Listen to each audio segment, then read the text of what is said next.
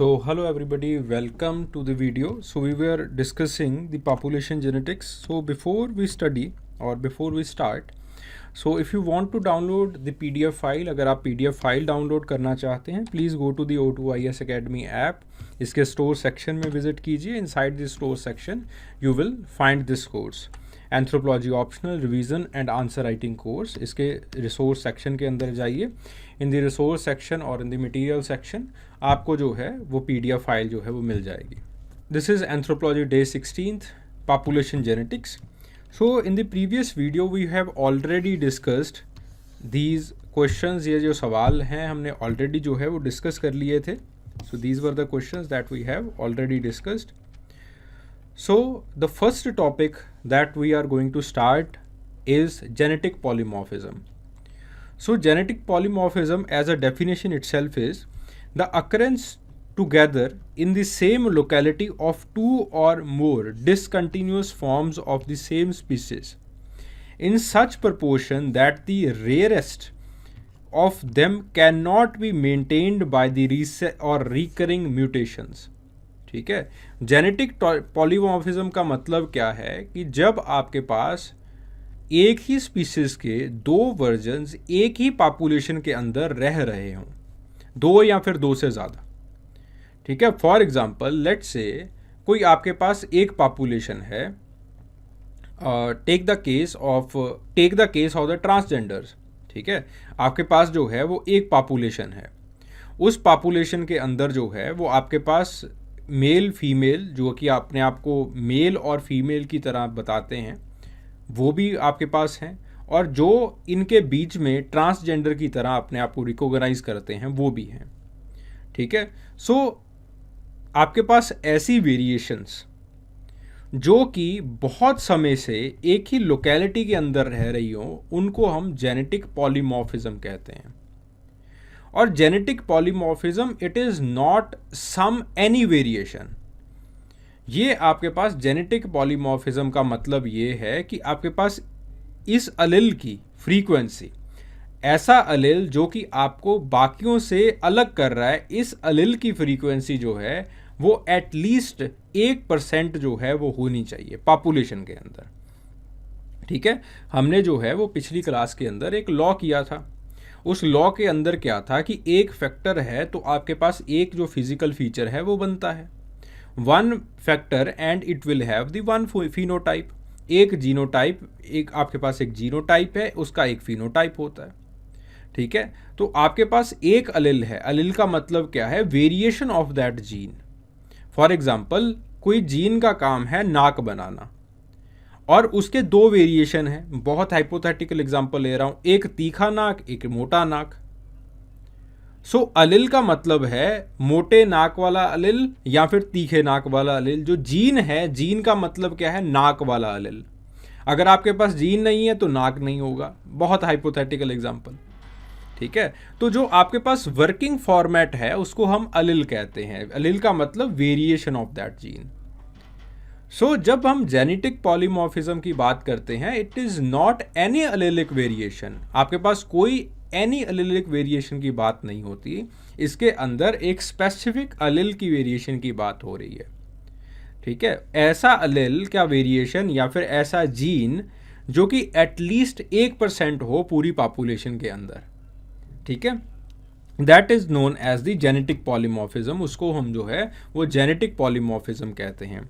A gene is said to be polymorphic if more than one allele it occupies that gene's locus within a population. In addition of having more than one allele at the specific locus, each allele must also occur in the population at the rate of at least 1%. It is important कि आपके पास ये काफ़ी नहीं है कि आपके पास अलिल है, उस जीन के लोकस के ऊपर आपके पास अलिल है, ये काफ़ी नहीं है. बट आपके पास जो है, जो एटलीस्ट जो आपके पास अकरेंस का रेट है, दैट शुड बी एटलीस्ट 1%. 1% का आपके पास जो है वो जेनेटिक पॉलीमॉर्फिज्म के अंदर अकरेंस का रेट जो है वो होना चाहिए. It is very important. ठीक है.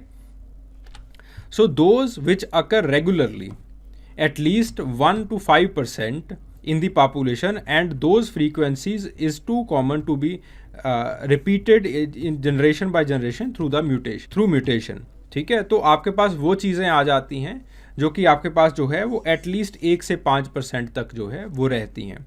1 से 5% तक रहने का मतलब क्या है कि वो आपके पास इस पॉपुलेशन के अंदर काफ़ी टाइम तक रहेंगी और रह रही थी। ठीक है, एंड वो फ्रीक्वेंसीज जो कि आपके पास जो है वो इतना म्यूटेशन एक जीन के अंदर हो चुका है कि म्यूटेशन के बाद जो है वो जीन एक जनरेशन से दूसरी जनरेशन तीसरी जनरेशन जो है वो आती जा रही है। For example take the case of O blood group. पहले माना जाता है, हाइपोथाइज किया जाता है कि पहले जो है वो आपके पास ओ ब्लड ग्रुप था। ओ ब्लड ग्रुप के अंदर जो है वो आपके पास म्यूटेशंस होती रहीं। अब जब ओ ब्लड ग्रुप के अंदर आपके पास म्यूटेशंस होती रहीं तो आपके पास जो है वो ब्लड ग्रुप चेंज हो गया, ए ब्लड ग्रुप बन गया। ठीक है, ए ब्लड ग्रुप के अंदर फिर से म्यूटेशंस होंगी, आपके पास A1 ब्लड ग्रुप बन गया, A2 ब्लड ग्रुप बन गया। ठीक है, let's say take the case of the A blood group. Now A blood group it is known, it can be called as the case of genetic polymorphism. इसको हम जो है वो जेनेटिक पॉलीमॉर्फिज्म का केस कह सकते हैं। क्यों? क्योंकि आपके पास ये जो म्यूटेशन हुई है ये इतनी फ्रीक्वेंट हो गई है कि ये आपके पास जो है इस म्यूटेशन का जो है वो कैरी ऑन प्रोसेस जो है वो शुरू हो गया है, जनरेशन बाय जनरेशन जो है वो शुरू है, और आपके पास इट इज़ मोर देन 1%। इसका जो है वो आपके पास जो वेरिएशन है वो 1% से ज़्यादा है, 1% से तो कहीं ज़्यादा है। ठीक है, सो इस चीज़ को जो है वो हम कहते हैं genetic polymorphism. Then what is the significance of the genetic polymorphic studies? इसका सिग्निफिकेंस क्या है? सो आपके पास जो है पहला जो है वो आपके पास पॉलीमॉर्फिक और discontinuous traits, they are controlled by the single gene और क्लोजली लिंक्ड जीन्स, और these closely linked genes they are known as the super genes, जो कि आपको एक यूनिट की तरह से जो है वो एक्ट करती हैं। और खासियत क्या है कि जो जेनेटिक पॉलीमॉर्फिज्म है, खास करके जो इनके डिसकंटिन्यूअस ट्रेट्स होते हैं या फिर जो डिस्क्रीट ट्रेट्स होते हैं, जो इनके डिस्क्रीट ट्रेट्स होते हैं वो they are less modified by environment. Environment जो है वो इनको बहुत कम मॉडिफाई कर पाता है। Hence by examining the discrete और the discontinuous variations we can study the genetic polymorphism. तो इस तरह से जो है वो इन चीज़ों को देखते हुए, इन चीज़ों को एग्जामिन करते हुए हम जो है वो जेनेटिक पॉलीमॉर्फिज्म की जो है वो स्टडी कर सकते हैं। ठीक है, for example take the case of blood groups, ABO blood group, RH blood group, MN blood group. Red blood cells का केस ले लीजिए, सीरम प्रोटीन्स का केस ले लीजिए, हेप्टोग्लोबिन का, ट्रांसफेरेंस का। सो हर इंसान के अंदर जो है वो आपके पास, और हर रेस के अंदर जो है वो अलग अलग फ्रीक्वेंसी के ट्रांसफरेंस के जो वेरिएशंस है वो मिलेंगे। Similarly take the case of the haptoglobulins. Haptoglobulins का केस ले लीजिए, अलग अलग जो आपके पास पॉपुलेशन है वो उसके अंदर अलग अलग जो वेरिएशन है वो हेप्टोग्लोबुलिन्स का मिलेगा। जब आगे चल के हम जो है वो जेनेटिक मार्कर्स की बात करेंगे तो इनको जो है वो और अच्छे से स्टडी किया जाएगा। Similarly take the case of the A blood groups. वहाँ पे तो हमने ऑलरेडी जो है देख लिया था किस तरह से जो है वो ए ब्लड ग्रुप जो है वो आपके पास उसकी फ्रीक्वेंसी और बी ब्लड ग्रुप की फ्रीक्वेंसी जो है वो एक पॉपुलेशन के अंदर आप मेज़र कर सकते हैं। आगे चल के जो है वो और इसकी स्टडी की जाएगी। Similarly is the MN blood groups. ठीक है, so this is the significance. Significance आपके पास यही है that they can act as the genetic markers. वो एक अच्छे जेनेटिक मार्कर्स जो हैं वो साबित हो सकते हैं। ठीक है, जेनेटिक मार्कर का मतलब क्या है कि ऐसी जेनेटिक निशानी जो कि आपको, आपकी रेस को, आपकी पॉपुलेशन को बाकी पॉपुलेशन से अलग कर सके।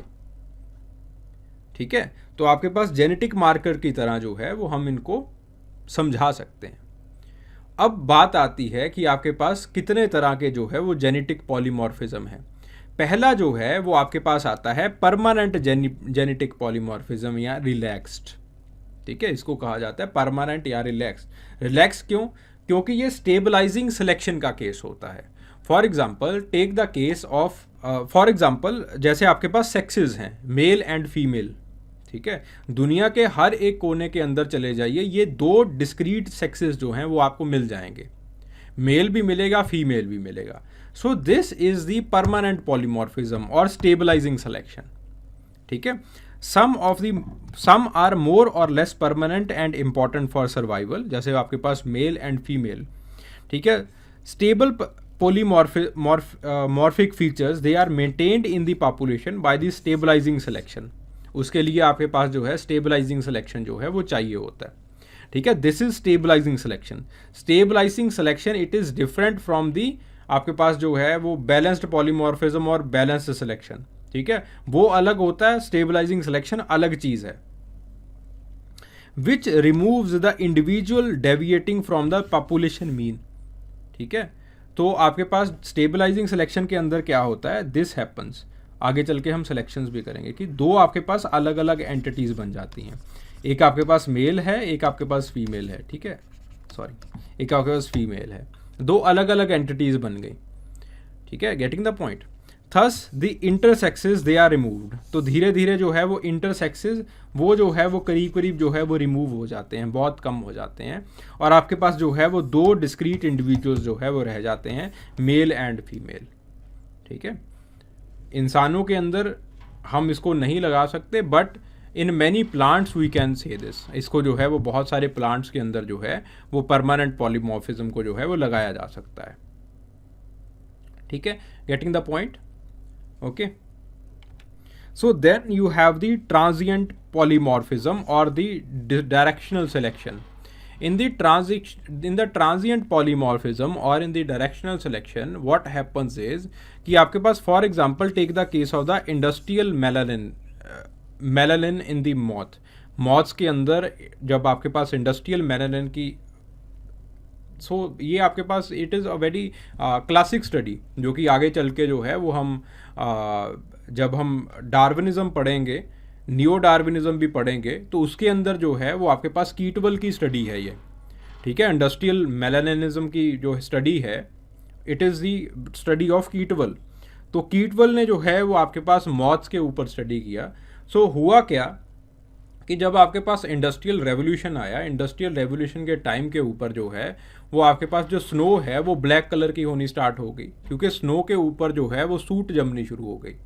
जब स्नो के ऊपर जो है वो आपके पास सूट जमनी शुरू हो गई, स्नो जो है वो ब्लैक कलर की होनी स्टार्ट हो गई, तो आपके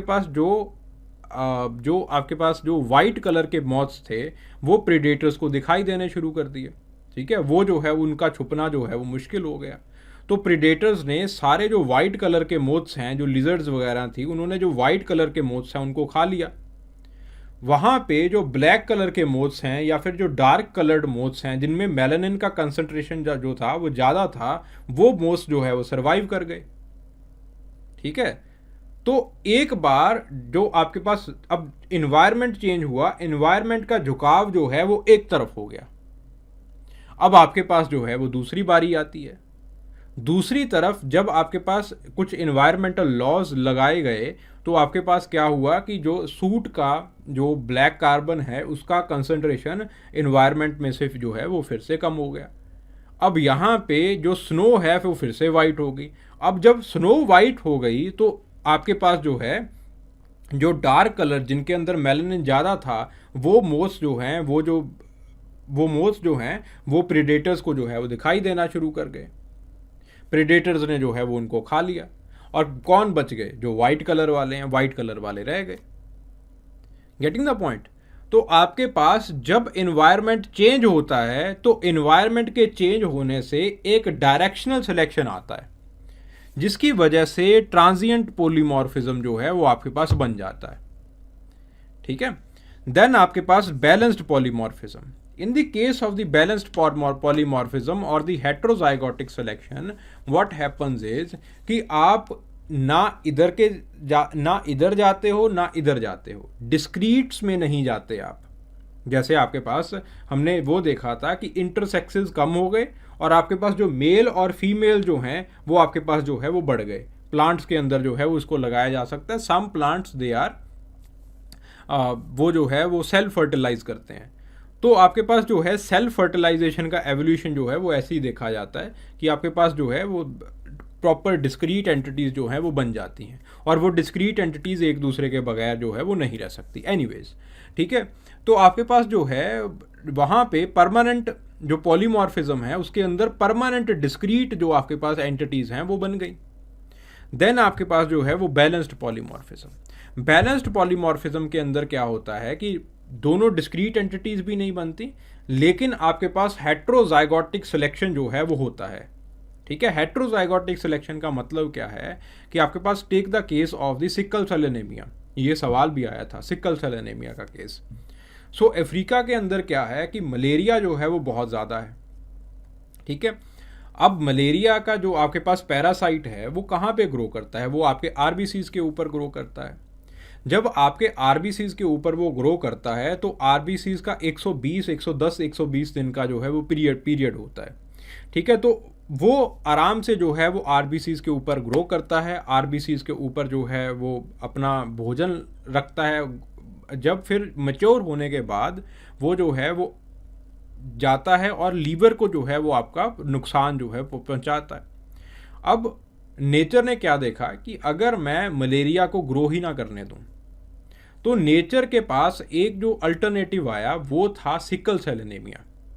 सिकल सेल एनीमिया के अंदर क्या होता है कि अगर एक अलिल, ठीक है, एक तो आपके पास होमोग्लोबिन का हेल्दी अलिल है, और अगर एक अलिल जो है वो आपके पास सिकल सेल एनीमिया का आ जाए तो उसके अंदर जो है वो आपके पास जो आरबीसीज 120 दिन में मैच्योर करते हैं वो आरबीसीज जो है वो कम टाइम में मैच्योर करना शुरू कर देते हैं।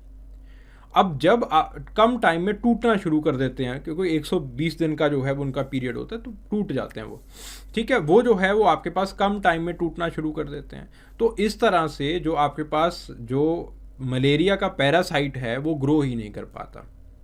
ठीक है, it is not able to grow, वो ग्रो ही नहीं कर पाता, और जो है वो ऐसे ही जो है वो उसकी डेथ हो जाती है। ठीक है, so in the case of the sickle cell anaemia, sickle cell anaemia के केस के अंदर आपके पास जो है वो होमोजाइगोट्स जो हैं वो फीटल हो जाते हैं। अगर दोनों ही आपके पास सिकल सेल एनीमिया के केस आ जाए तो आपके पास रिप्रोडक्टिव एज से पहले ही डेथ हो जाएगी। इतना सीवियर जो है वो आपके पास सिम्टम्स ये शो करता है। ब्लाइंडनेस आ जाती है कई लोगों के अंदर, लीवर फेल्यूर्स आ जाते हैं, लीवर में इतनी बुरी सोजन आ जाती है।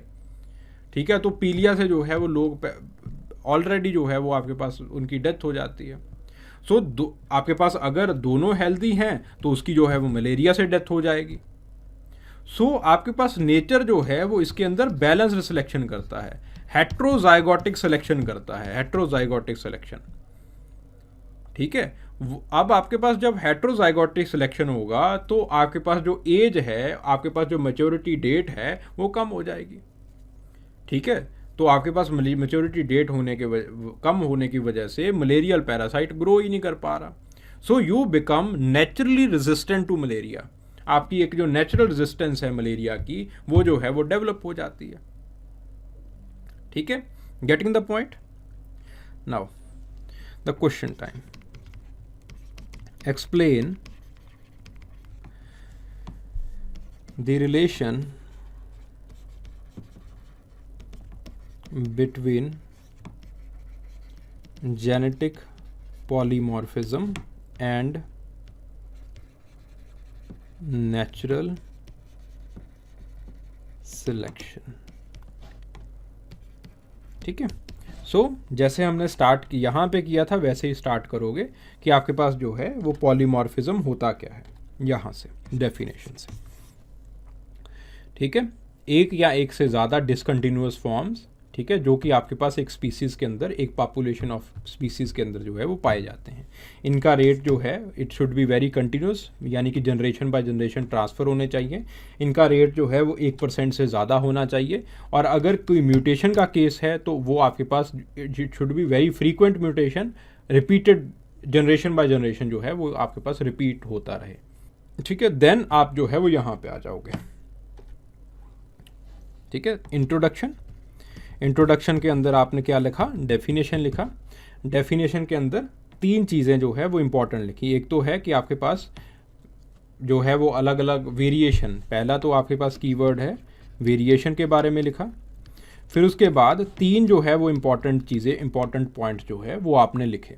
पहला क्या है कि वो जो है वो 1% से ज़्यादा होना चाहिए, मोस्ट प्रोबेबली अगर कम से कम ये जो है वो 5% तक, तो 1 से 5% तक तो आपके पास रहना ही चाहिए। अगर आपके पास म्यूटेशन है, it should B recurring mutation, आपके पास रिकरिंग म्यूटेशन होना चाहिए। जैसे ए ब्लड ग्रुप के अंदर रिकरिंग म्यूटेशंस हैं, ठीक है, तो आपके पास एक रिकरिंग म्यूटेशन होना चाहिए। And these mutations very important, and these mutations it should B generational, ये जो है वो आपके पास जनरेशनल होने चाहिए, यानी कि it should move from the one generation to the other generation, इस तरह से generation to generation to generation ये मूव करते जाएं। फिर उसके बाद जो तीसरा पॉइंट है, तीसरा पॉइंट ये है कि आपके पास जो है, ठीक है, तो आपके पास जो पॉपुलेशन के अंदर है, पॉपुलेशन के अंदर एक परमानेंसी जो है वो इसकी बन जानी चाहिए, ठीक है। So these are the points, ये जो है वो तीन जो है वो मेजर पॉइंट्स हैं आपके पास, ठीक है। देन आपके पास जो है वो बॉडी आ गई, ठीक है। बॉडी के अंदर पहले आप लिखोगे कि आपके पास जेनेटिक पॉलीमॉर्फिज्म जो है वो 3 तरह के होते हैं, ठीक है। There are 3 types of genetic polymorphism that are categorised और that are induced by or that are characterized or that are induced by 3 types of selections, ठीक है। तो आप जो है वो इन चीज़ों को लिख दोगे। परमानेंट पॉलीमॉर्फिज्म ये किस तरह से इंड्यूस होता है, स्टेबलाइजिंग सिलेक्शन से। ट्रांजिएंट पॉलीमॉर्फिज्म ये किस तरह से इंड्यूस होता है, डायरेक्शनल सिलेक्शन से। बैलेंस्ड पॉलीमॉर्फिज्म ये किस तरह से इंड्यूस होता है, सिलेक्शन, हेट्रोजाइगोट सिलेक्शन और सुपीरियोरिटी ऑफ हेट्रोजाइगोट से, या फिर सिंपल हेट्रोजाइगोटिक सिलेक्शन ही लिख दो, ठीक है। तो 3 जो है वो आपके पास इस तरह से इंट्रोड्यूस हो रहे हैं। फिर आप जो है वो पहला परमानेंट लिखोगे, परमानेंट के बारे में कैसे जो है वो आपके पास डिस्क्रीट ट्रेट्स बन जाते हैं वो लिखोगे। अगर मेल फीमेल वाला नहीं लिखना तो कोई दिक्कत वाली बात नहीं है, आगे चल के हम सिलेक्शन के बारे में पढ़ेंगे, तो सिलेक्शन के अंदर जो है वो आपको प्रॉपर जो एग्जाम्पल है वो मिल जाएंगे, ठीक है। अगर काम चलाना चाहते हो, काम जो है वो इससे भी चल जाएगा, कोई दिक्कत वाली बात नहीं। फिर उसके बाद जो है वो आप बैलेंस्ड लिखिए, बैलेंस्ड के बाद जो है वो आपके पास हेट्रोजाइगोटिक को लिखिए, ठीक है। तो आपके पास जो है then you can give the example. फिर एक आप जो है वो केस स्टडी लिख सकते हो, the case study about the sickle cell anaemia, sickle cell anaemia की जो है वो केस स्टडी लिख सकते हो आप, ठीक है। सिकल सेल एनीमिया की एक केस स्टडी लिखी, फिर जो है वो आप जो है वो अपना कंक्लूजन जो है वो ड्रॉ कर सकते हो, ठीक है। Getting the point. कंक्लूजन क्या ड्रॉ कर सकते हो कि आपके पास जो है ये जो चीज़ें हैं, जेनेटिक पॉलीमॉर्फिज्म है, नेचुरल सिलेक्शन है, ये जो है वो आपके पास एनवायरनमेंट से बहुत कम इन्फ्लुएंस्ड होते हैं, तो they can be easily taken into account, they can be easily seen from the perspective of genetics, ठीक है। जो है वो जेनेटिक्स के पर्सपेक्टिव से, जेनेटिक्स को स्टडी करने के लिए जो है वो इनको जो है यूज़ किया जा सकता है, ठीक है। So in this format you can write the answer, अपना जो जवाब है वो इसके अंदर जो है वो आप लिख सकते हैं, ठीक है। अगर आपके पास 15 नंबर का आएगा तो आपके पास इस केस स्टडी को आप छोटा कर दोगे, या फिर एग्जाम्पल्स जो है जस्ट आप एग्जाम्पल्स को कोट करके छोड़ दोगे।